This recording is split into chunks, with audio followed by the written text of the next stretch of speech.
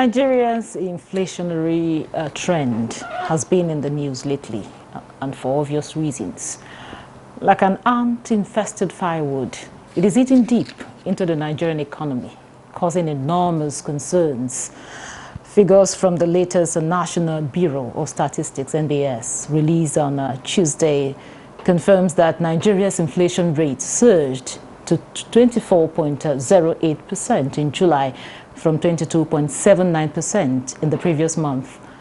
The latest figure indicates a 1.29 percentage points higher compared to the rate recorded in June 2023.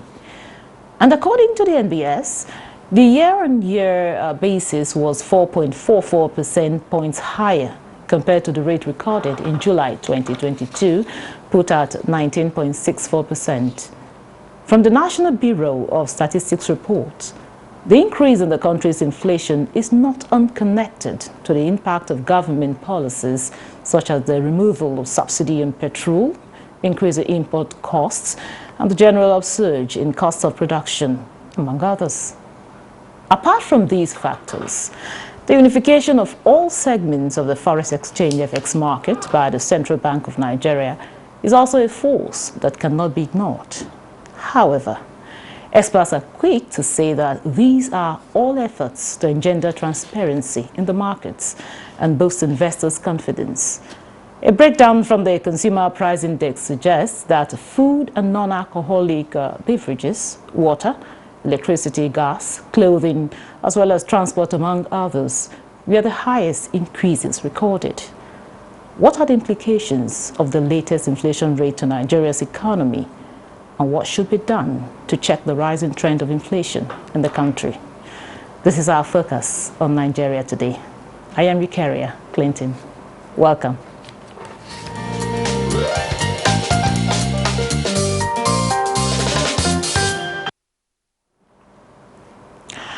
Joining me to discuss the latest inflation rate in Nigeria is Ni Akinshiju, an investment economist. Thank you for joining us on Nigeria Today. So now, you had the intro there. The level of inflation is a source of concern to Nigerians. How would you describe the recent inflation rate? Well, the introduction to your introduction to actually provided the background, to an understanding of the topic, as it were, because you said you linked it to policy issues. In short, this is the shock, aftermath of policy application, especially when an economy is being re-engineered. The two principal policies that had been applied in the economy since May 29, when the president was sworn in, are undoubtedly an injection. It is called it's like what you call the hypodermic policy. You jab, it's like jabbing the entity into a new reality. So what those two policies have done is to jab that policy, jab the economy in a way that shocks the economy into more activities. But before you get to have a return, on the policy, as it were, you have to go through a period of near crisis.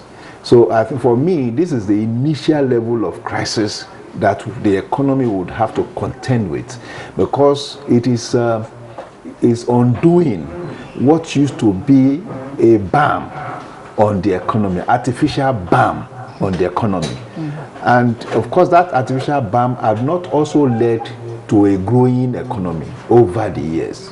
We have applied subsidy, for instance, subsidy to petroleum product, for instance, over more than 40 years. It has not helped the growth of the economy. And in fact, we have had more people, falling into poverty. We have had controlled access to foreign exchange, as it were, over the last so many years. It had also not impacted production nor productivity. So can we continue to do what had not been giving us results? You know, is there a need to change that template?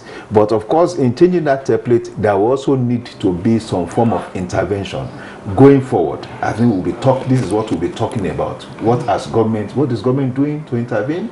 Is there any need for it? And I think yes, there's need for that intervention, and I'm also persuaded that already I see what government is doing, and possibly over the next few months, because it is not a short-term approach. Over the next few months, we'll start seeing the impact of these new forms of intervention from the government. Yeah, okay. In the Central Bank of Nigeria in July raised its benchmark lending rate to 18.75%, which was also targeted at reducing the inflation rate. What would you say is responsible for this? Is it that these monetary policies are not working? It's a double whammy situation for Nigeria, as it were. You normally apply increased benchmark, monetary policy rate benchmark, to treat inflation, and of course that is a single linear approach where you think the problem of the challenge of the economy has to do with liquidity, high volume of money in the economic environment, and therefore you want to restrict or moderate the volume of money in the economy, and that is why you have the benchmark rate increased so that the cost of credit goes up and it reduces the inclination for borrowing, as it were. That is, and it's called it's a linear thing. But in the Nigerian situation, we have a multi-dimensional inflation feedstocks. So you have structural issues, you have problems with production, you are not producing enough, you have issues even with discretionary income, earnings and all that. And principally, we are more dependent on foreign import for some of our critical goods, especially produce goods. For a company to go into manufacturing, you need to import equipment. So you need to import raw materials and all that. So to a large extent, your system, your production lines are dependent more or less on the cost of foreign exchange. So now we also now crash that by that policy to say, okay, let us harmonize all these different windows that are not too efficient, I think it's the first sign. It's just the first sign of crisis as a result of this policy, but the policies are actually correctional policies. We have been running in error, as it were, because all the policies that we run in terms of subsidy or multiple foreign exchange windows were supposed to be interim interventions, but we have turned them into permanent kind of policies. So now the current president has enough courage and reality to say, no, let us stop this. And for me, I think Nigerians should buy into it. Yes, it is critical. It is affecting everybody. It is affecting me. But I can also see the larger picture. And I think that is the picture every Nigerian should look at. All right. Thank you very much. We are being joined now by Yushel Aliu, an economist. Thank you so much for joining thank you, us. and sorry for coming behind you. Thank you. It's always a pleasure having you on set. Now, we're talking about the latest inflation rate in Nigeria, and recently there was the unification of all segments of forex market. Now, many Nigerians felt that this would boost investors' confidence. Now, has this policy move helped in addressing the issue, especially the issue of inflation? When you speak on investors, there is categorization of investors, domestic and foreign. And once you identify the the range at which you are trying to encourage investors, you have to look at the basis of your ease of doing business. And while looking at ease of doing business, you look at the provisions of the policies on ground. Not only policies, you just check the economic environment itself. It is easy to attest that the bank, possibly in moderating liquidity, would decide to use different conventional tools available to the bank, including certain adjustment in the forex. Not just net mere adjustment, but also including raising the monetary policy rate. Like you pointed out, 18.75%, which is the first time in the history of the MPC, a recent time that the rate is as high as that. But we caution it and we attest that it cannot build any confidence of investor, because it depends on the capacity, sectoral capacity of the economies. Which sector is it vibrant that is attracting investors? Is it agric? Is it power? Or is it manufacturing itself?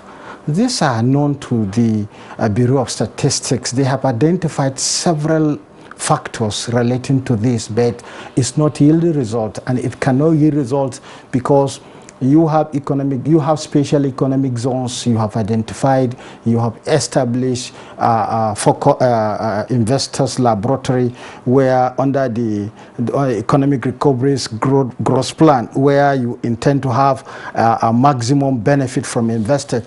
But unfortunately, the situation on ground, the insecurity itself does not warrant any investment in many sectors of our economy. Look at the rail project that is expected to impact on economic life. It was shut down for more than 12 months. And how do you now expect investors to be part of that trend? And not just merely that one. Also, when you look at the way the rate is being adjusted, thinking that it depends on certain economic parameters. It's under input-output analysis. Whatever you are trying to moderate in an economy, it depends on other factors. These factors are very wide. If you intend to bring more investors by raising MPR, and you now open a window at which the same investors can repatriate what they have generated in the economy, is also going to affect the forex that you have mentioned. But meanwhile, inflation of above 24.08 year on year, looking at the parameters that when you check inflation in April, it was 22.22%. But look at the range at which price changes. And the bank is established to moderate and stabilize price. And this is the highest point which price has been distorted, and this distortion in general price level has affected all income group. That is why you find situation that a lot of families are battling with the bundles of good, because the scale of preference, if you are to consume only one item, if you were consuming 2 items, now you have to resolve to produce 1. So even if you are speaking that investors are investing in manufacturing A, B, or C, there is no income to back it, because in economies is effective demand. Whatever you are trying to categorize, and that is why in one of these programs we highlighted that this inflation is going to rise. It's not out of point. We have said it. This is more than 2 years. We have been questioning the monetary policy rate. That is one. 2, you check the supply bottlenecks. Oh, okay, you shall, still on you shall. I know in a lot of times on this program, some experts have said that from the indices on ground, that the inflation rate is likely to, to rise. Yeah. But in other clans, like the US, for instance, they have what we call the Inflation Reduction Act. Yes. Can we have a roadmap it's an incentive that can help us solve this problem rather than being reactionary? See, to be frank with you, the best option is just to moderate the inflation. No matter what act you are bringing to as an inducement or as an intervention. So how can that be done? The simple thing to be done is that, look, American population, as you call it, America is aware of the structure of the population, and they are aware of the consumption pattern, and they have not decided in any policy to limit consumer preference. In our own, we intended, and I have argued in time with that number, there is no way you force consumers to be consuming only rice. And by consuming only rice, you short all the borders, and you expect supply to meet the growing population. The growing population of over 216 million. What is the metric ton required of good A, good B, good C at different intervals? And what is the income package that will regulate and facilitate effective demand in that economy? Let me give you an instance. Under minimum wage laws in Nigeria, where you peg 30,000 naira. 30,000 naira was pegged when bag of rice was 8,000 naira, 9,000 naira, locally produced. This is foreign. Foreign rice was 8,000, and locally produced is around 6,000 naira. And you cannot unify and make extreme convergence to where you have a locally produced rice that is as the 50 kg is above 40,000 naira, and you still have a minimum wage at 30,000 naira. That is a single parameter. And if you now check those on flexible income, that is, they are the majority in the economy, and they depend so much on those who are going into the market at regular intervals. These intervals, they come with income. And if that income is being eroded, their purchasing power is being reduced. And if it continues to be reducing, the same thing goes back to the GDP. And that is why you find even investors, they look at the side of the economy, the growth of the economy, and then come and take part in the economy. Okay, recently in the news, or as a matter of fact today in the news, I saw the UK experiencing a fall in inflation in July. They had 6.8% as against 7.9% in June. Now, looking at the Nigerian scenario, how can we record a fall like this? Because in a very long time, we've not really recorded, this kind of fall. In our rate. That's actually relates to the question you asked. As it talks to increasing benchmark rates. You see, in those economies, they are well-structured economies, so you can apply the benchmark rates. That's what they've been doing over the past 6 months. Apply benchmark rates to beyond what even their own imagination, because there was a time you wouldn't believe that the benchmark rates, either in the UK or in the US, would go above 3%. And now in the case of UK, I think it went to as high as 6%, and 5.5, no, as high as 4.5%, and in the US as high as 5.5%.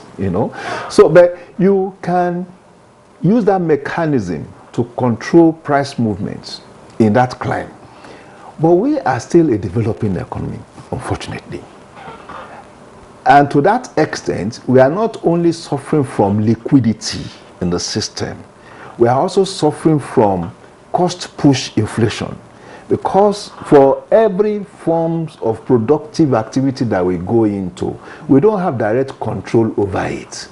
The Manufacturing Association of Nigeria just told us now that after all the struggle that they've been making over the years, the foreign aspect of production in terms of inputs, equipment and raw material still comes to 47%. So, which means that the average company that goes into production must look for capital that is foreign based, forex, 47% of its total operational, expenditure. And where would such come? Now, the problem is that we have a shortage of forex. Because we have a shortage of forex, it is driving the cost, the price, that's the foreign exchange rate, up. And if any productive entity is going to acquire that, it will pass on that high rate onto the final price, and that goes up. So the whole idea is to be able to look at, yes, we have liquidity problem, that is there. And as what I believe the government is doing so much. And as I've noted, it has to be a multiple sort of policy application. I am happy that today there's this agreement with Afrexim Bank to pump like $3 billion into the Nigerian economy. I am also happy that the Forcados pipeline export terminal is back online. So which means we are going to have about 250,000 barrels of crude oil export. Now that's 250,000 barrels of crude oil per day we have not been able to do over the past 40 days. That's shortage of dollars, critical dollars.